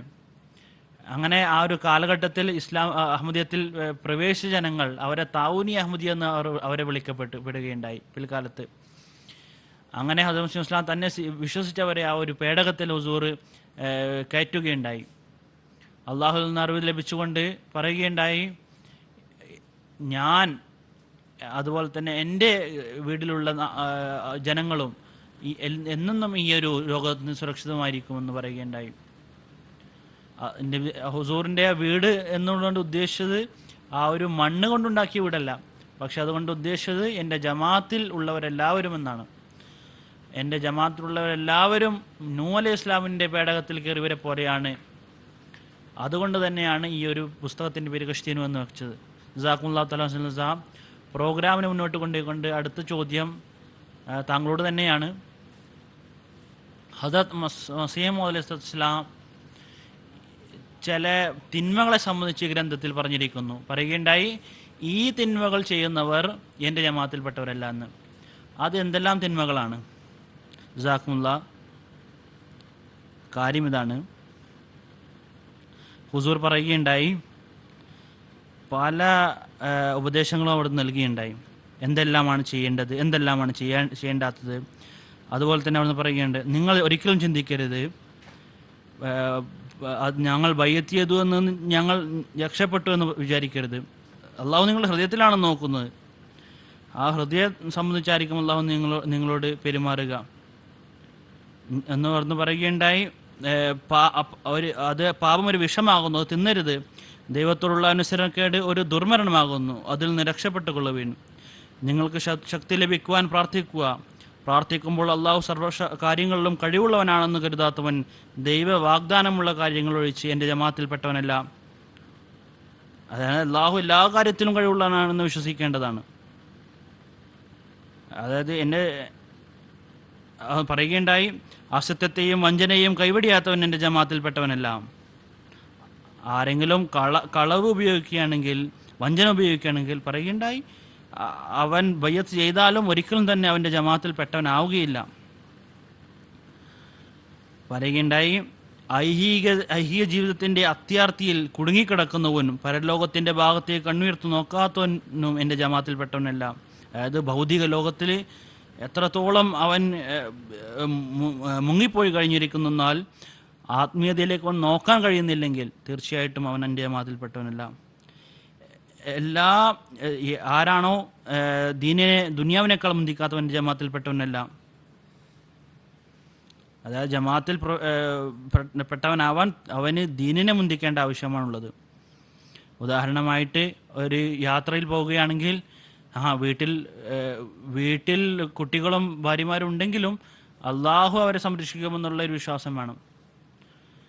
എല്ലാ തിന്മകളിൽ നിന്നും ഹുസൂർ പറയുന്നു, എല്ലാ തിന്മകളിൽ നിന്നും മാറി നിൽക്കണം. അത് ഹുസൂർ പറയുന്നു, മദ്യപാനം, ചോദ്യകളി, ദുർനോട്ടം, ചതി, കൈക്കൂലി എന്നിവയിൽ നിന്നും മറ്റെല്ലാ അവിഹിതങ്ങളായിട്ടുള്ള നടപടികളിൽ നിന്നും പശ്ചാത്തപിച്ച് പിന്മടങ്ങാത്തവൻ എൻ്റെ ജമാഅത്തിൽപ്പെട്ടവനല്ല. അല്ലാതെ ഈ സമൂഹത്തിൽ ഉണ്ടാകുന്ന എല്ലാ തിന്മകളെയും സംബന്ധിച്ച് ഹുസൂറോട് പറയുകയുണ്ടായി. ബയ്യത്ത് ചെയ്തുകൊണ്ട് ഈ തിന്മകളെല്ലാം ചെയ്യുകയാണെങ്കിൽ പിന്നെ അവൻ ഈ ജമാഅത്തിൽപ്പെട്ടവനായി എഴുതപ്പെടുകയില്ല. അവർ യഥാർത്ഥ രീതിയിൽ എൻ്റെ ജമാഅത്തിൽപ്പെട്ടവനല്ല എന്ന് പറയുന്നത്. 5 നേരത്തെ നമസ്കാരം നിർബന്ധ ബുദ്ധിയോടെ നിർവഹിക്കാത്തവൻ എൻ്റെ ജമാഅത്തിൽപ്പെട്ടവനല്ല. നമസ്കാരം അള്ളാഹു ഫർസ് ചെയ്ത കാര്യമാണ്.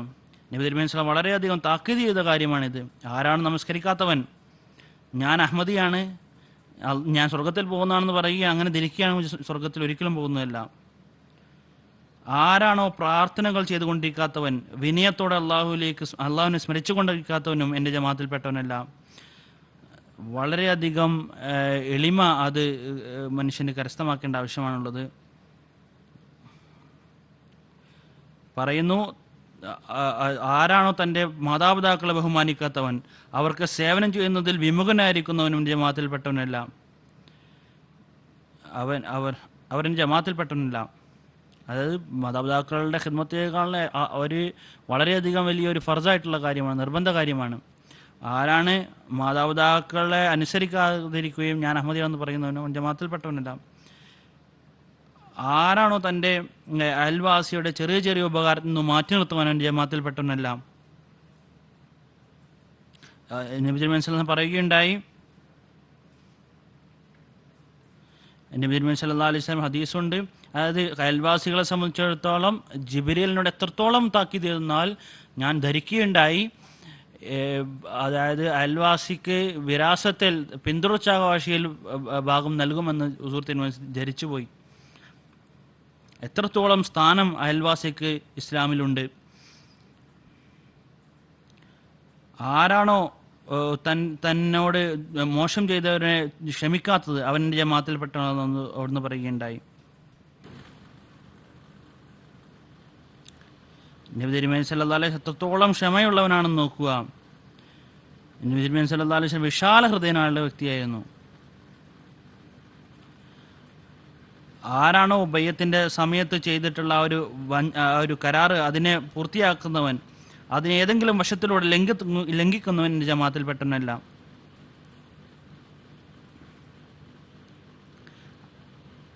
ആരാണോ എന്നെ യഥാർത്ഥ രീതിയിൽ മസീഹ് മൗഊദ് മഹദിയുമായി വിശ്വസിക്കാത്തവൻ അവൻ ഈ ജമാഅത്തിൽപ്പെട്ടവനല്ല. അതായത് മസീഹ് മൗഊദ് എന്ന് വിശ്വസിക്കുക എന്നുള്ളത് വളരെ അനിവാര്യമായിട്ടുള്ള കാര്യമാണ്. പല പണ്ഡിതന്മാരും തൻ്റെ അറിവിൻ്റെ അഹങ്കാരത്തിൽ അവർ ധരിക്കുന്നു ഹദറത്ത് മസീഹ് മൗഊദ് ഇസ്ലാം ആ ഒരു കാലഘട്ടത്തിലെ വാഗ്ദത്ത മസീഹല്ല എന്ന്. അവർ ആകാശത്തേക്ക് കണ്ണ് നോക്കിക്കൊണ്ടിരിക്കുകയാണ്, ആകാശത്ത് നിന്ന് വരാൻ ആരോ ഉണ്ട് എന്നവർ ധരിക്കുകയാണ്. ആരാണോ എതിരാളികളുടെ ജമാഅത്തിൽ ഇരിക്കുകയും അവർ പറയുന്നതിൽ തലയാട്ടുകയും ചെയ്യുന്നവൻ അവൻ്റെ ജമാഅത്തിൽപ്പെട്ടവനല്ല.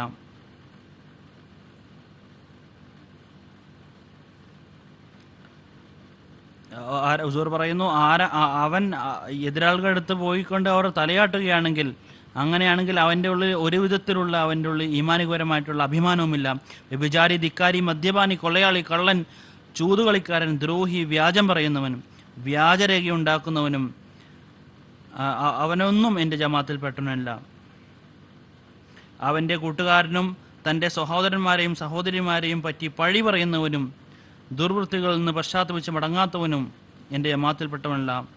ഹദറത്ത് മസീഹ് മൗഊദ് ഇസ്ലാം തൻ്റെ കാലഘട്ടത്തിൽ യഹൂദികൾക്ക് ഇതോട് പറയുകയുണ്ടായി, അതുപോലെ തന്നെ ഈ കാലഘട്ടത്തിൽ മുസ്ലിങ്ങൾക്ക് അധ്യാപനം നൽകാൻ വന്നിരിക്കുന്ന ഹദറത്ത് മസീഹ് മൗഊദ് ഇസ്ലാം. എല്ലാവിധ തിന്മകളും ആ ഒരു യഹൂദികളിലുണ്ടായിരുന്നു. അവർ ധരിച്ചിരുന്നു ഞങ്ങൾ നേരെ സ്വർഗത്തിലേക്ക് പോകുന്നതാണെന്ന്.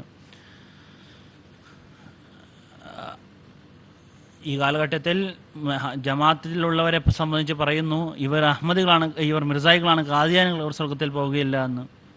പക്ഷെ നാം പറയുന്നു, ഹദറത്ത് മസീഹ് ഇസ്ലാം പറഞ്ഞിട്ടുള്ള തിന്മകളെ അത് ഉപേക്ഷിക്കുന്നവൻ തീർച്ചയായിട്ടും സ്വർഗസ്ഥരാണ്. എല്ലാവിധത്തിലുള്ള തിന്മകളും എല്ലാവിധത്തിലുള്ള തിന്മകളിൽ നിന്നും മാറി നിൽക്കുന്നവൻ തീർച്ചയായിട്ടും സ്വർഗസ്ഥനാണ്. ഈ എല്ലാ വാക്കുകളും വായിക്കുമ്പോൾ നമ്മുടെ മുകളിൽ ഒരു വിറയൽ വരുന്നു. ഹസ്രത്ത് മസീഹ് ഇസ്ലാം ഈ പറഞ്ഞിട്ടുള്ള കാര്യങ്ങൾ, അള്ളാഹുവിൻ്റെ ആ ഒരു ദേഷ്യം അത് നമ്മുടെ മുകളിൽ ഉണ്ടാവാതിരിക്കട്ടെ. ഇങ്ങനെയുള്ള അവസ്ഥയാണെങ്കിൽ ഒരിക്കലും നമ്മുടെ ഈമാൻ ഒരു ഉപകാരവും ഉണ്ടാവുകയില്ല. ഈ ഒരു ഉന്നതമായിട്ടുള്ള അധ്യാപനം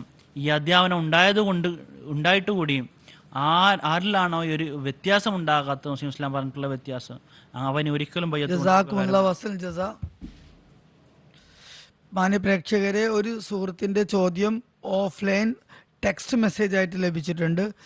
ആ ചോദ്യം ഞാനിവിടെ വായിച്ച് കേൾപ്പിക്കാം.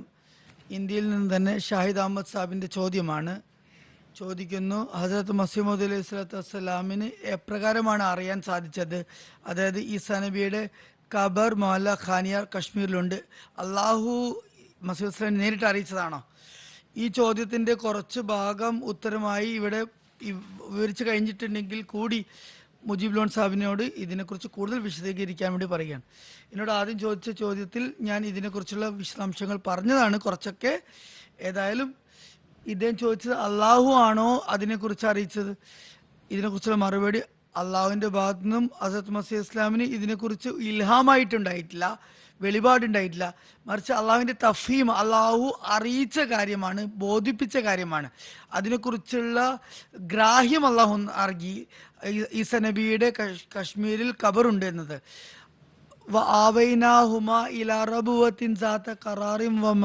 എന്ന വിശുദ്ധ ഖുർആനിലെ ആയത്തിൽ നിന്നാണ് ഹദരത്ത് മസീഹ് ഇസ്ലാം ഈ ഒരു പോയിന്റ് എടുത്തത്. ഈസാ നബി അലൈഹി ഇസ്ലാമിന് അള്ളാഹു അഭയം നൽകിയത് ഈ കുരിശു സംഭവത്തിൽ നിന്നും രക്ഷിച്ചതിന് ശേഷം അള്ളാഹു നൽകിയ അഭയം എന്ന് പറയുന്നത് കശ്മീരിലാണ് എന്ന്, അതുപോലെ തന്നെ അവിടെ വന്നിട്ടാണ് താമസിച്ചതെന്നാണ്. അതുപോലെ തന്നെ ഞാൻ പറഞ്ഞു, ഒരു സദസ്സിലും ഇതിനെക്കുറിച്ച് മസീഹ് ഇസ്ലാം പറഞ്ഞു. ഇതിൽ നിന്ന് മനസ്സിലാകുന്നത്, ഈ ഒരു സ്ഥലം, ഈ ആയത്തിൽ നിന്ന് മനസ്സിലാകുന്നത് ഈസ നബിയും അദ്ദേഹത്തിന് മാതാവും അഭയം പ്രാപിച്ചത് കശ്മീർ എന്നാണ്. അപ്പോൾ ഞാൻ പറഞ്ഞു, ഖലീഫ അവൽ ആ സമയത്ത് പറഞ്ഞു, ഖലീഫ നൂറുദ്ദീൻ ജമൂനി അദ്ദേഹത്തോട് ഒരിക്കൽ പറഞ്ഞു, കശ്മീരിൽ അങ്ങനെ മൊഹല്ല ഖാനിയാർ എന്നൊരു സ്ഥലമുണ്ട്, അവിടെയുള്ള ഖബറിനെ കുറിച്ച് ഈസയുടെ ഖബർ എന്ന് പറയാറുണ്ട്. അപ്പോൾ അതിനെക്കുറിച്ച് അന്വേഷണം നടത്തി. ഞാൻ പറഞ്ഞതുപോലെ മസീഹ് ഇസ്ലാം ഇതിനെക്കുറിച്ച് വളരെ സൂക്ഷ്മമായ ഗവേഷണവും പര്യവേക്ഷണവും നടത്തി. മസീഹ് ഹിന്ദുസ്ഥാൻമേ എന്ന മസീഹ് ഇസ്ലാമിൻ്റെ പുസ്തകം, അത് വളരെ മഹത്വപൂർണ്ണമാണ്. അത് വായിക്കേണ്ടതാണ്.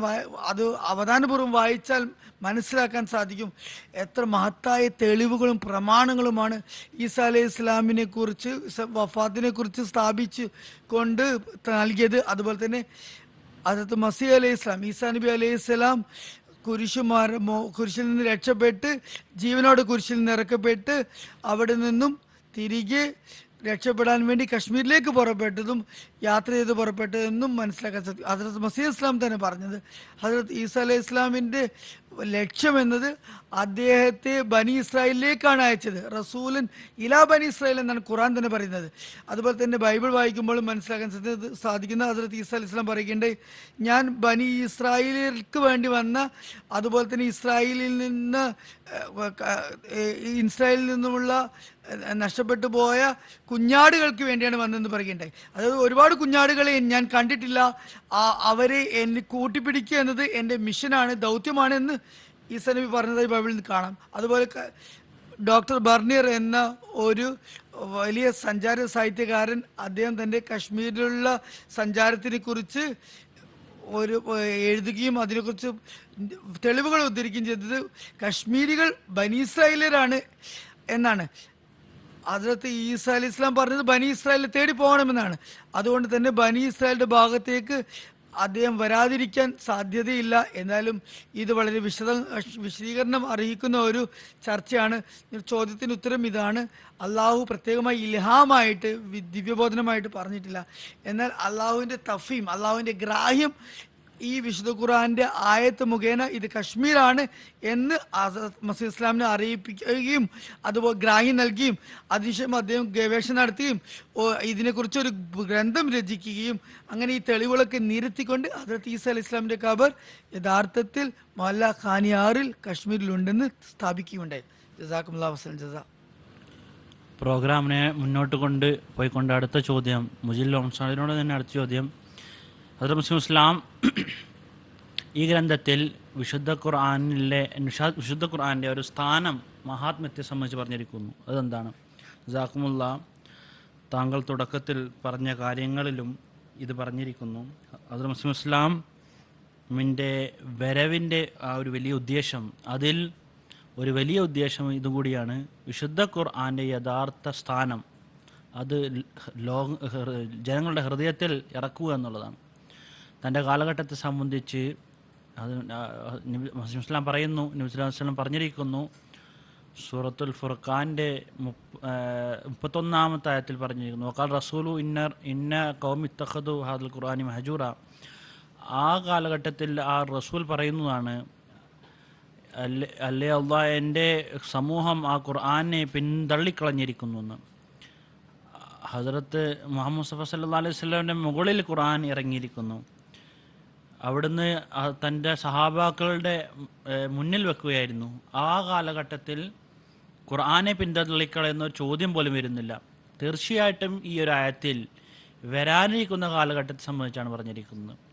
ആ ഒരു കാലഘട്ടം വരുന്നതാണ്, ആ കാലഘട്ടത്തിൽ ആ ഒരു ഖുർആനെ പിന്തള്ളക്കളയുന്നതാണ്. ഇത് സംബന്ധമായി നബി തിരുമേനി സല്ലല്ലാഹു അലൈഹി വസല്ലം പറഞ്ഞിരിക്കുന്നു. മിഷ്കാത്തിലെ ഒരു വളരെ പ്രധാനപ്പെട്ട ഒരു ഹദീസാണ്. ആ അവസാന കാലഘട്ടത്തിനെ സംബന്ധിച്ച് പറഞ്ഞിരിക്കുന്നു അവിടുന്ന്, യാത്തി അലന്നാസു സമാനുൻ ലാ യബ്ഖാ മിനൽ ഇസ്ലാമി ഇല്ലസ്മുഹു. ഒരു കാലഘട്ടം വരുന്നതാണ്, ഇസ്ലാമിൻ്റെ വെറും നാമം മാത്രം ബാക്കിയാവുന്നതാണ്. വലാ യബ്ഖാ മിനൽ ഖുർആനി ഇല്ല റസ്മുഹു. അതായത് വിശുദ്ധ ഖുർആനിലെ വെറും വാക്കുകൾ മാത്രം ബാക്കിയുണ്ടാവുന്നതാണ്. മസാജിദുഹും ആമിറത്തുൻ വഹിയ ഖറാബു മിനൽ ഹുദാ. പള്ളികൾ ആ കാലഘട്ടത്തിലെ വളരെ വലിയതും ആയിരിക്കും, പക്ഷേ ഹിദായത്ത് അതിലുണ്ടായിരിക്കില്ല. ഉലമാവും ഷർറുമൻ തഹ്തദിമുസ്സമാ. പണ്ഡിതന്മാർ ആ കാലഘട്ടത്തിലെ ആകാശത്തിന് കീഴിൽ ഏറ്റവും നികൃഷ്ടരായ ജീവികളായിരിക്കും. മിൻ ഇൻദിഹിം തഖ്റുജുൽ ഫിത്നതു വഫിഹിം തഊദ്. അവരിൽ നിന്ന് തന്നെ ഫിത്ന ഉത്ഭവിക്കുന്ന, അവരിലേക്ക് തന്നെ തിരിച്ചു പോകുന്നതുമാണ്.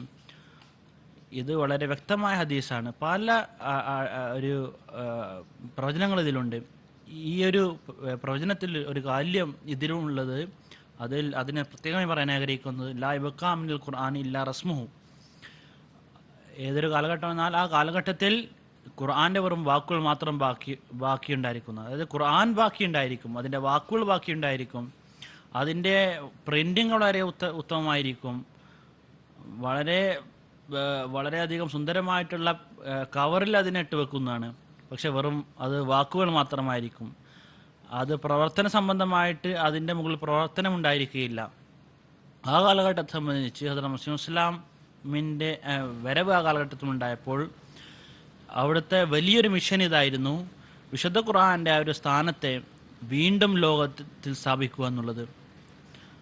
അവിടുന്ന് അള്ളാഹുവിൻ്റെ ഭാഗത്ത് നിന്ന് ഇൽഹാം നൽകുകയുണ്ടായി. യുഹിദ്ദീന വയുഖീമു ശരിയ. 3 പ്രാവശ്യം ഈ ഇൽഹാം ഇറങ്ങുകയുണ്ടായി. അതായത് മസീഹ്, വരാനിരിക്കുന്ന മസീഹ്, അത് അദ്ദേഹം ദീനിനെ ജയിപ്പിക്കുന്നതാണ്, ശരീഅത്തിനെ വീണ്ടും നിലനാട്ടുന്നതാണ്. ശരീഅത്ത്, ഈ വിശുദ്ധ ഖുർആൻ, അത് വിവരിക്കുക എന്നുള്ളത് അത് മസീഹ് ഇസ്ലാമിൻ്റെ ഒരു വലിയ മിഷനാണ്. അതിനു വേണ്ടിയിട്ടാണ് നടന്നു വന്നത്. അവിടുന്ന് അത് ചെയ്യുകയുണ്ടായി. അള്ളാഹുവിൻ്റെ അനുഗ്രഹത്താൽ, അള്ളാഹുവിൻ്റെ സഹായത്താൽ വിശുദ്ധ ഖുർആൻ്റെ യഥാർത്ഥ സ്ഥാനം അത് നിലനാട്ടുകയുണ്ടായി. ആ അടിസ്ഥാനപരമായ കാര്യം, വിശുദ്ധ ഖുർആനിൽ പറഞ്ഞിരിക്കുന്ന തൗഹീദ്, ഏകത്വം, ആ ഒരു ദൈവിക ഏകത്തെ അത് ഹുസൂർ പറഞ്ഞു തരികയുണ്ടായി. ആ വിശുദ്ധ ഖുർആൻ പറഞ്ഞിരിക്കുന്ന അധ്യാപനങ്ങളെ വീണ്ടും ഹുസൂർ പറഞ്ഞു തരികയുണ്ടായി. ജനങ്ങൾ അത് ഹിഫ്സ് ചെയ്യുകയും മനഃപ്പാഠമാക്കുകയും ചെയ്യുന്നു. വാക്കുകൾ അവരുടെ മനസ്സിലുണ്ട്, പക്ഷെ ആ വാക്കുകളുടെ ആ ഒരുള്ള വൈഡൂര്യങ്ങൾ അത് അവരുടെ ഹൃദയങ്ങളില്ല. അത് ഹദ്റത്ത് മസീഹ് ഇസ്ലാമാണ് കൊണ്ടുവന്നത് ജനങ്ങളുടെ മുന്നിലേക്ക്. അവിടുന്ന് വിശുദ്ധ ഖുർആൻ്റെ യഥാർത്ഥ അധ്യാപനങ്ങൾ കൊണ്ടുവരികയുണ്ടായി. അവിടുന്ന് മസീഹ് ഇസ്ലാമിന് ഇൽഹാം നൽകിക്കൊണ്ട് പറയുകയുണ്ടായി. ഈ വിശുദ്ധ ഖുർആനിൽ തന്നെ പറഞ്ഞിരിക്കുന്നു, അൽ ഖൈർ കുല്ലഹു ഫിൽ ഖുർആൻ. വിശുദ്ധ ഖുർആനിൽ തന്നെയാണ് എല്ലാ വിധത്തിലുള്ള നന്മകളും, എല്ലാ വിധത്തിലുള്ള നന്മകളും വിശുദ്ധ ഖുർആനിൽ തന്നെയാണുള്ളത്. ജനങ്ങൾ മറന്നുപോയിരിക്കുന്നു വിശുദ്ധ ഖുർആനെ. അവിടുന്ന് പറയുകയുണ്ടായി, വിശുദ്ധ ഖുർആനിൽ 700 കൽപ്പനകളുണ്ട്. ആ 700 കൽപ്പനകളിൽ ബഹുമാനപ്പെട്ട മൗലവി സാഹിബ് പറയുകയുണ്ടായി, അവിടുന്ന് പറയുകയുണ്ടായി എൻ്റെ ജമാഅത്തിൽ ആരൊക്കെയാണ് ഉള്ളത് എന്ന്. അതിലൊരു കാര്യം പറയുന്നു, 700 കൽപ്പനകളിൽ ഏതെങ്കിലും ഒരു കൽപ്പന പോലും നിരാകരിക്കുന്നവൻ, അവൻ മോക്ഷത്തിൻ്റെ കവാടം തന്മേലിൽ കൊട്ടിയടക്കുകയാണ്. അവിടുന്നാണ് അതിൻ്റെ യഥാർത്ഥമായിട്ടുള്ള അറിവ് അത് ലോകത്തിന് മുന്നിൽ വെച്ചത്. അള്ളാഹുവിൽ നിന്ന് ലഭിച്ചിട്ടുള്ള അറിവിൻ്റെ അടിസ്ഥാനത്തിലാണ് ഹുസൂർ ഈ ഒരു കാര്യങ്ങളെല്ലാം വിവരിച്ചത്. ഹുസൂർ പറയുന്നുണ്ട്, എൻ്റെ അറിവ് അത് അള്ളാഹുവിൻ്റെ ഭാഗത്തു നിന്നാണ്, അള്ളാഹുവിൻ്റെ ഭാഗത്തു നിന്നാണ് എനിക്ക് അറിവ് നൽകിയിരിക്കുന്നത്. ആ ഒരു അറിവ് അത് അള്ളാഹുവിൻ്റെ വിശുദ്ധ ഖുർആൻ്റെ തഫ്സീർ എന്ന രീതിയിൽ അള്ളാഹു ഹുസൂർ വെക്കുകയുണ്ടായി. ഒരു കാര്യം ഞാൻ പറയാൻ ആഗ്രഹിക്കുന്നത്, അവിടുത്തെ കാലഘട്ടം അത് എങ്ങനെയുള്ള കാലഘട്ടമാണെന്നാൽ, വിശുദ്ധ ഖുർആൻ ഇതെല്ലാം പ്രവചനങ്ങളുടെ അടിസ്ഥാനത്തിലായിരുന്നു നടന്നുകൊണ്ടിരുന്നത്. ആ ഒരു ഖുർആൻ്റെ യഥാർത്ഥ സ്ഥാനം ജനങ്ങൾ മറന്നിരുന്നു. ഹദീസിനെ ഖുർആൻ്റെ മുകളിൽ സ്ഥാനം നൽകിയിരുന്നു. ഹദീസിനെ വിധികർത്താവായി കൽപ്പിച്ചിരിക്കുകയായിരുന്നു വിശുദ്ധ ഖുർആൻ്റെ മുകളിൽ. അങ്ങനെയുള്ള കൂട്ടർ ഇപ്പോഴുമുണ്ട്. ഹദീസിന് എത്രത്തോളം അവർ സ്ഥാനം നൽകുന്നു എന്നാൽ ഖുർആന് മുകളിൽ അവർ അതിന് സ്ഥാനം കൊടുക്കുന്നു. വിശുദ്ധ ഖുർആനെ ഉപേക്ഷിക്കാൻ അവർ തയ്യാറാകുന്നു, പക്ഷേ ഹദീസിനെ ഉപേക്ഷിക്കാൻ അവർ തയ്യാറാവുന്നില്ല. ഈ ഗ്രന്ഥത്തിൽ തന്നെ ഹദ്റത്ത് മസീഹ് ഇസ്ലാം പറയുന്നു, വളരെ വ്യക്തമായ രീതിയിൽ ഹുസൂർ പറയുന്നു, ആദ്യ സ്ഥാനം അത് ഖുർആനാണുള്ളത്. ഖുർആനെ മുകളിൽ മറ്റൊന്നുമില്ല. അവിടെ നിന്ന് പറയുന്നു, നേർമാർഗത്തിനായിട്ടുള്ള 3 മാർഗങ്ങളാണുള്ളത്. ആദ്യത്തേത് വിശുദ്ധ ഖുർആനാണ്, അതിനുശേഷം സുന്നത്താണ്, പിന്നെ 3ാമത്തെ സ്ഥാനത്തും അത് ഹദീസിനാണ്. ഞാൻ ഇതോടൊപ്പം പറയാൻ ആഗ്രഹിക്കുകയാണ്, സുന്നത്തിനെ ഹദീസിനെയും ഹുസൂർ 2ആയിട്ടാണ് പറഞ്ഞിരിക്കുന്നത്. നമ്മുടെ അനഹ്മദി സുഹൃത്തുക്കൾ അവരിതിനെ സംബന്ധിച്ച് അവർക്കിതിനെ അറിയുമില്ല. സുന്നത്തും ഹദീസും 2 വേറെ കാര്യമാണെന്ന് അവർക്കറിയില്ല. അവർ രണ്ടും ഒന്നാണെന്നാണ് ധരിക്കുന്നത്. സുന്നത്ത് എന്നുള്ളത് അവർ പറയുന്നു, പക്ഷേ സുന്നത്തും ഹദീസും ഒന്നാണെന്ന് അവർ ധരിക്കുന്നു. അവിടുന്ന് പറയുകയുണ്ടായി, ഇതങ്ങനെയല്ല, സുന്നത്ത് മറ്റൊരു കാര്യമാണ്. അവിടുന്ന് പറയുകയുണ്ടായി, ഹദീസ് നബി തിരുമേനി സല്ലല്ലാഹു അലൈഹി വസല്ലം വഫാത്തിന് ശേഷം 300 വർഷങ്ങൾക്ക് ശേഷമാണ് അത് സുരക്കപ്പെട്ടത്. അപ്പോൾ എന്താൽ 150 വർഷം 200 വർഷം വരെ നോമ്പും സക്കാത്തും ഒന്നും ഉണ്ടായിരുന്നില്ലേ? നബി തിരുമേനി സല്ലല്ലാഹു അലൈഹി വസല്ലം ഖുർആനോടൊപ്പം തന്നെ തൻ്റെ സുന്നത്തോടു കൂടിയാണ് ജനങ്ങൾക്ക് പറഞ്ഞു കൊടുത്തത്. ജനങ്ങൾ മനസ്സിലാക്കിയിട്ടുള്ള ആ ഒരു കർമ്മങ്ങൾ, അതാണ് സുന്നത്ത്. നബി തിരുമേനി സല്ലല്ലാഹു അലൈഹി വസല്ലം കണ്ടുപഠിച്ച കാര്യങ്ങൾ. അതുകൊണ്ട് തന്നെയാണ് അത് 2ാമത്തെ സ്ഥാനമുള്ളത്. 3ാമത്തെ സ്ഥാനമാണ് ഹദീസിനുള്ളത്. ഹദീസ് എല്ലാ കൂട്ടർ പറയുന്നു, ഹദീസിനാണെന്ന് അവർ സ്ഥാനം നൽകുന്നത്. അത് വിധികർത്താവായിട്ട് ഹദീസിനെ വെച്ചിരിക്കുകയായിരുന്നു അവർ. ഹുസൂർ പറയുന്നു, വിധികർത്താവ് അത് ഖുർആനാണ്. ഒരിക്കലും തന്നെ ഹദീസ് ഖുർആൻ്റെ മുകളിൽ വിധികർത്താവാകാൻ സാധ്യമല്ല. ഏറ്റവും ഉന്നതമായിട്ടുള്ള സ്ഥാനം അത് വിശുദ്ധ ഖുർആൻ്റേതാണ്. ഹദീസ് ഹുസൂർ ഒരിക്കലും ഹദീസ് പരിപൂർണമായി അതിനെ ഉപേക്ഷിക്കുക എന്നും പറഞ്ഞിട്ടില്ല. ഹദീസും വളരെ വലിയൊരു ഖജനാവ് തന്നെയാണ്. ഹദീസിനെ ഉപേക്ഷിക്കാൻ പാടില്ല. പക്ഷേ വളരെ പ്രാധാന്യം അറിയിക്കുന്ന ഒരു അളവുകോൽ ഹുസൂർ ഹുസൂർ പറഞ്ഞിരിക്കുന്നു, ഏതെല്ലാം ഹദീസുകളാണോ വിശുദ്ധ ഖുർആൻ്റെ അടിസ്ഥാനത്തിലുള്ളത് അതിനെ സ്വീകരിക്കുക. ഏതെല്ലാം ഹദീസുകൾ അത് സുന്നത്തിൻ്റെ അടിസ്ഥാനത്തിലാണോ അതിനെ വിശ്വസിക്കുക. ഏതെല്ലാം ഹദീസുകൾ വിശുദ്ധ ഖുർആനിലെ അടിസ്ഥാനത്തിലുള്ള ഹദീസിൻ്റെ അടിസ്ഥാനത്തിലാണെങ്കിൽ അത് സ്വീകരിക്കുക. പക്ഷേ ഏതെങ്കിലും ഹദീസുകൾ ഖുർആൻ്റെ എതിരെയാണ്, സുന്നത്തിൻ്റെ എതിരെയാണെങ്കിൽ, അല്ലെങ്കിൽ എല്ലാവരും സമ്മതിക്കുന്ന ഹദീസിൻ്റെ എതിരിലാണെങ്കിൽ അങ്ങനെയുള്ള ഹദീസുകളെ സ്വീകരിക്കുക അത് ശരിയായ കാര്യമല്ല. അവിടുന്ന് പറയുകയുണ്ടായി, ഞാൻ സഈഫ്, സഹീഫ്, മർഫു ഹദീസുകൾ പല വിഭാഗങ്ങളുണ്ട് ഹദീസുകളുടെ. ഹുസൂർ വളരെയധികം സുന്ദരമായൊരു കാര്യം പറയുന്നുണ്ട്. സഈഫ് ഹദീസ് നമ്മൾ കേൾക്കുമ്പോൾ, ദുർബല ഹദീസുകളെന്ന് നമ്മൾ കേൾക്കുമ്പോൾ അതിൽ പറഞ്ഞിട്ടുള്ള കാര്യങ്ങളെ സംബന്ധിച്ച് അവർ തയ്യാറാകുന്നില്ല. ജനങ്ങൾ അത് ദുർബല ഹദീസാണെന്ന് പറയുന്നു. അവർ ദുർബലമായ ഹദീസാണ് അതിൽ സ്വീകരിക്കേണ്ട എന്ന് അവർ പറയുന്നു. അവർ അതിനെ സ്വീകരിക്കാൻ തയ്യാറാവുന്നില്ല ജനങ്ങൾ. പക്ഷെ മുസ്ലിം ഇസ്ലാം പറയുകയുണ്ടായി, ദുർബലമായിട്ടുള്ള ഹദീസാണെങ്കിലും അത് ഖുർആൻ്റെ അടിസ്ഥാനത്തിലാണെങ്കിൽ, ഖുർആൻ എതിരെയല്ലെങ്കിൽ, ഖുർആൻ്റെ പ്രവചനങ്ങളെ അതിനെ സത്യം വെക്കുന്നുണ്ടെങ്കിൽ, സഈഫായിട്ടുള്ള ഹദീസുകൾ ആ ഒരു വിശുദ്ധ ഖുർആൻ പ്രവചനങ്ങൾ അത് പൂർത്തിയാവുന്നുണ്ടെങ്കിൽ, അങ്ങനെയാണെങ്കിൽ അത് യഥാർത്ഥ ഹദീസാണ്, നബി തിരുമേനി സല്ലല്ലാഹു അലൈഹി വസല്ലം എന്നുള്ള ഹദീസാണ്. കാരണം ആ ഒരു ഹദീസിൽ വന്നിട്ടുള്ള പ്രവചനം അത് അള്ളാഹു കാലഘട്ടത്തിൽ പൂർത്തിയാക്കിയിരിക്കുന്നു. അത് ഈ ഒരു വളരെ സുന്ദരമായിട്ടുള്ള ഒരു അളവുകോൽ ഹദരത്ത് മുസ്ലിം ഇസ്ലാം നമുക്ക് നൽകിയിരിക്കുന്നു. അടിസ്ഥാനപരമായിട്ടുള്ള കാര്യം ഇതാണ്. വിശുദ്ധ ഖുർആൻ്റെ ഒരു സ്ഥാനം അത് എല്ലാത്തിനേക്കാളും മുകളിലാണ് വെച്ചിരിക്കുന്നത്. അത് ജനങ്ങളുടെ മുന്നിൽ കൊണ്ടുവരികയുണ്ടായി. യഥാർത്ഥ അതിൻ്റെ സ്ഥാനം, അതിൻ്റെ ബഹുമതി. വിശുദ്ധ ഖുർആന് ആരാണ് ബഹുമതി നൽകുന്നത്? അവൻ ആകാശത്ത് അവന് ബഹുമതി നൽകപ്പെടുന്നതാണെന്ന് ഹുസൂർ പറയുകയുണ്ടായി. അപ്പോൾ വിശുദ്ധ ഖുർആൻ്റെ ബഹുമതി എന്താണ്? അത് ഇത് തന്നെയാണ്. അതിൻ്റെ യഥാർത്ഥ അവകാശം, അതിൻ്റെ സ്ഥാനം, അതിൻ്റെ അധ്യാപനങ്ങൾ, അതിൽ പ്രവർത്തിക്കുക, ഇതാണ് അതിൻ്റെ ബഹുമതി. അതിനെ ബഹുമാനിക്കുക എന്നുള്ളത് എങ്ങനെയാണ്? അതിനെ നല്ല കവറിലിട്ട് വെക്കുക എന്നുള്ളത് ഒരു ബഹുമാനം നൽകുക എന്നുള്ളതല്ല, പക്ഷേ അതിൽ പ്രവർത്തിക്കുക എന്നുള്ളതാണ് യഥാർത്ഥ അതിന് നൽകുന്ന ബഹുമാനം. ഇത് തന്നെയാണ് അതിൻ്റെ സ്ഥാനം. ഇത് തന്നെയാണ് ഹദ്റത്ത് മസീഹ് ഇസ്ലാം ദുനിയാവിന് മുന്നിൽ വെച്ചത്. ഈ ഒരു ഗ്രന്ഥം കശ്തീനോയിൽ ഇത് സംബന്ധമായിട്ട് വിശദമായിട്ട് ഹുസൂർ പറയുന്നു. യഥാർത്ഥത്തിൽ ഖുർആൻ എന്താണ്? ഹിദായത്തിൻ്റെ, നേർമാർഗത്തിൻ്റെ ഉറവിടം അത് ഇതാണ്. ഏറ്റവും ഉന്നതമായിട്ടുള്ള ഹിദായത്തിൻ്റെ ഉറവിടം, അത് നീരുറവ, അത് ഈ ഒരു വിശുദ്ധ ഖുർആനാണെന്ന് ഹുസൂർ പറയുകയുണ്ടായി. ജസാക്കുമുല്ലാഹു ഹസൻ ജസാ. മാന്യ പ്രേക്ഷകരെ, മറ്റൊരു ചോദ്യം ടെക്സ്റ്റ് മെസ്സേജ് മുഖേന ലഭിച്ചിരിക്കുന്നു. അതിവിടെ വായിച്ച് കേൾപ്പിക്കുന്നതാണ്. അത്യത്തുൽ മത്തീൻ സാഹിബ, വെസ്റ്റ് ബംഗാൾ, ഇന്ത്യയിൽ നിന്നും എഴുതുന്നു. റബീൽ അവലിന് ഇന്ത്യയിലെ വിവിധ മുസ്ലിങ്ങൾ ഈദ് മീലാദ് നബിയുടെ ജാഥ ഇറക്കിയുണ്ടായി. അതിനെക്കുറിച്ച് അഹമ്മദിയ വീക്ഷണം എന്താണ്? കരീമുദ്ദീൻ സാബ് ഷാഹിദിനോട് 1-2 മിനിറ്റ് കൊണ്ട് ഇതിൻ്റെ മറുപടി നൽകാൻ പറഞ്ഞു. 12 റബീൽ അവൽ എന്നതിനെക്കുറിച്ച് റസൂലുള്ളാഹി സ്വല്ലല്ലാഹു അലൈഹി വസല്ലമയുടെ ജന്മദിവസമായി കണക്കാക്കപ്പെടുന്നു. ഇതിൽ വ്യത്യസ്ത അഭിപ്രായങ്ങളുമുണ്ട്, എന്നാലും കുഴപ്പമില്ല.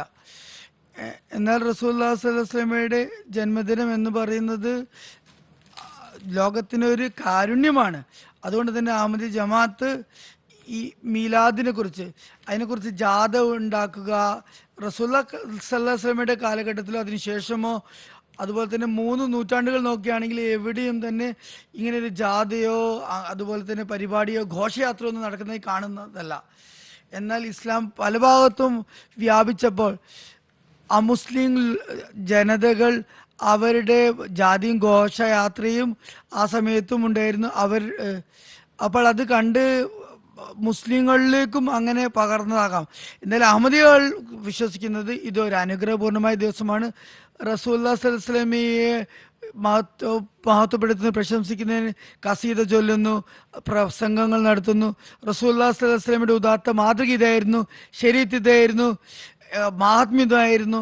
അതുപോലെ തന്നെ എങ്ങനെയാണ് ലോകത്തിന് മോക്ഷത്തിന് മാർഗം നൽകിയത് എന്ന കാര്യത്തിലൊരു സമ്മേളനം നടത്തുക, ജലസ നടത്തുക, അതുമാത്രമാണ്.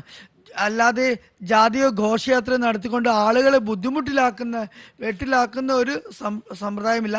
സീറത്ത് നബി എന്ന യോഗങ്ങൾ നടത്തുകയും പള്ളികളിലും മറ്റിടങ്ങളിലും നടത്തി യുവാക്കൾക്കും മറ്റുള്ളവർക്കും റസൂലുള്ളാഹി സ്വല്ലല്ലാഹു അലൈഹി വസല്ലമയുടെ ഈ ജീവിത രീതി എങ്ങനെയായിരുന്നു തിരുനബി സല്ലല്ലാഹു അലൈഹി വസല്ലം അന്യസമുദായക്കാരുമായി ഉള്ള സഹിഷ്ണുതാപരമായ അധ്യാപനങ്ങൾ, ഇതൊക്കെ ലോകത്തിന് മുമ്പാകെ സമർപ്പിക്കാനാണ് ഞങ്ങൾ അഹമ്മദികൾ ശ്രമിക്കാറ്. അങ്ങനെയുള്ള സന്ദർഭങ്ങളിൽ അമുസ്ലിങ്ങളും ക്ഷണിച്ചുകൊണ്ട് അവരും പ്രഭാഷണം നടത്തുമായിരുന്നു. ഖാദിയാനിലും റസൂലുള്ളാഹി സ്വല്ലല്ലാഹു അലൈഹി വസല്ലം പ്രശംസിച്ചുകൊണ്ട് അമുസ്ലിങ്ങളെയും സംസാരിക്കാൻ വേണ്ടി ക്ഷണിക്കുമായിരുന്നു. സീറത്ത് നബി യോഗം നടത്തുക എന്നാണ് അഹമ്മദിയ ജമാഅത്തിന്റെ നിലപാട്. അല്ലെങ്കിൽ ഇതുപോലെ ഈ ഘോഷയാത്ര നടത്തുക എന്ന് പറയുന്നത് ഇത് മുമ്പ് ഇസ്ലാമിലുണ്ടായ രീതിയുമല്ല, ആദ്യകാല മുസ്ലിങ്ങളുടേതുമില്ല, മറ്റു സമുദായങ്ങളുമായി ചേർന്നിട്ടുള്ളതാണ് ഇത്. ജസാക്കുമുല്ലാഹ്. ഇതോടെ ഇന്നത്തെ പ്രോഗ്രാമിൻ്റെ സമയം അവസാനിച്ചിരിക്കുകയാണ്. പ്രോഗ്രാമിൻ്റെ അവസാനത്തിൽ ഹസ്രത്ത് മസീഹ് മൗഊദ് അലൈഹി സ്വലാത്തു വസ്സലാമിൻ്റെ ഒരു ഉദ്ധരണി ഇവിടെ വായിച്ചു കേൾപ്പിക്കുന്നതാണ്. ഹസ്രത്ത് മസീഹ് മൗഊദ് അലൈഹി സ്വലാം പറയുന്നു, ലക്ഷോപലക്ഷം പുണ്യാത്മാക്കളുടെ അനുഭവം ഇതാണ്. വിശുദ്ധ ഖുർആനെ പിന്തുടരുന്നതിലൂടെ ദൈവാനുഗ്രഹം ഹൃദയങ്ങളിൽ ഇറങ്ങുന്നു. അള്ളാഹുമായി ഒരു വിചിത്രമായ ബന്ധം സ്ഥാപിതമാകുന്നു. അവരുടെ ഹൃദയങ്ങളിൽ ദൈവത്തിന്റെ പ്രകാശങ്ങളും വെളിപാടുകളും ഇറങ്ങുന്നു. അവരുടെ വായിൽ നിന്നും ദിവ്യജ്ഞാനവും യുക്തിജ്ഞാനവും പൊട്ടിപ്പുറപ്പെടുന്നു.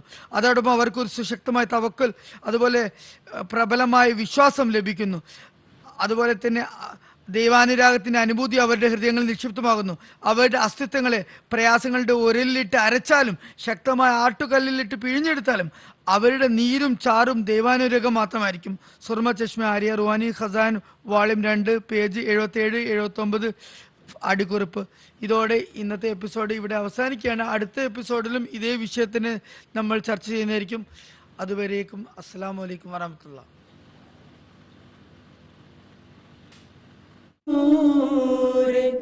खुदा पाओगे लो तुम्हें तौर तसल्ली का बताया